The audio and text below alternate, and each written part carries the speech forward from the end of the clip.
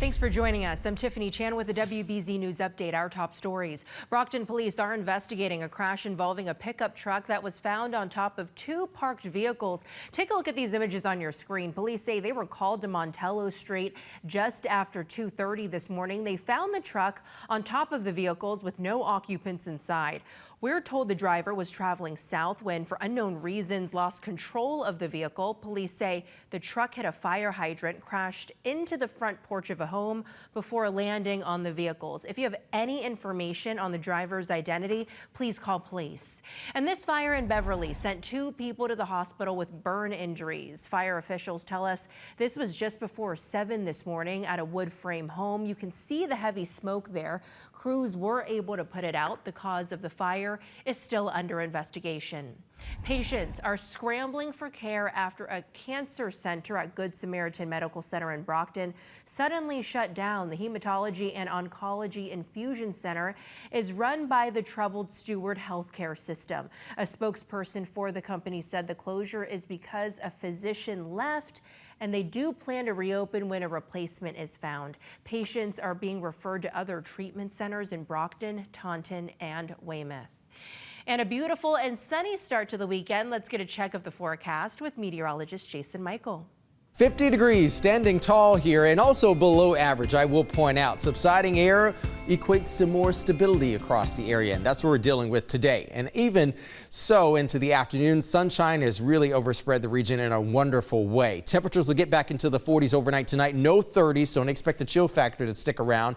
And this mainly is going to be arriving along with some southerly winds. We have due east winds right now, which is more or less a little bit of a moisture type of wind. Once we get that southerly flow to arrive overnight tonight, that's when the rain shower is going to be developing. And notice what happens. Around the midnight hour, we start to race upwards and likely going to have some widespread rain through about 10 and even 11 a.m. here in Boston for our Saturday. Again, the bulk of the rain arriving for the first half of Saturday into the afternoon, some lingering clouds, perhaps even a couple sun peaks, along with some spotty showers here and there. The band of heavier rain is mainly going to be tracing right along the Willimantic and even to Worcester Hills, moving into the Boston region. So again, riding right along the Mass Pike, moving north and east. And again, with some of the heaviest amounts likely going to be also north and also west of town. Here's our hour-by-hour forecast. Notice, everybody, the drive at 5, not a bad one here. You can see there clearing skies, but also with some banding of clouds moving on through. Into the overnight we go. Most of the activity, again, going to be arriving once we get past the 7 a.m. hour for us tomorrow morning, into about midday and certainly into the early afternoon. Once we get into the afternoon hours, I think that's when temperatures are going to start to climb as well. So we'll be in the low 60s for Saturday. Morning rain shower and evening spot shower are going to be possible. That south wind become more or less a westerly wind. And behind the front on Sunday, this is going to be a northwest 10 to 20 mile per hour wind, a cooler wind, but also a more stable wind for us. So we'll still make it out into the lower 60s. Check out the upper level jet stream pattern. Colder air is going to slip down into Boston. Notice the timeline midweek. This colder air is certainly going to be felt and also experienced all across southern New England by the end of the week. That warmer air is going to be notching a little bit farther northward in the heartland of the country and certainly in the high plains.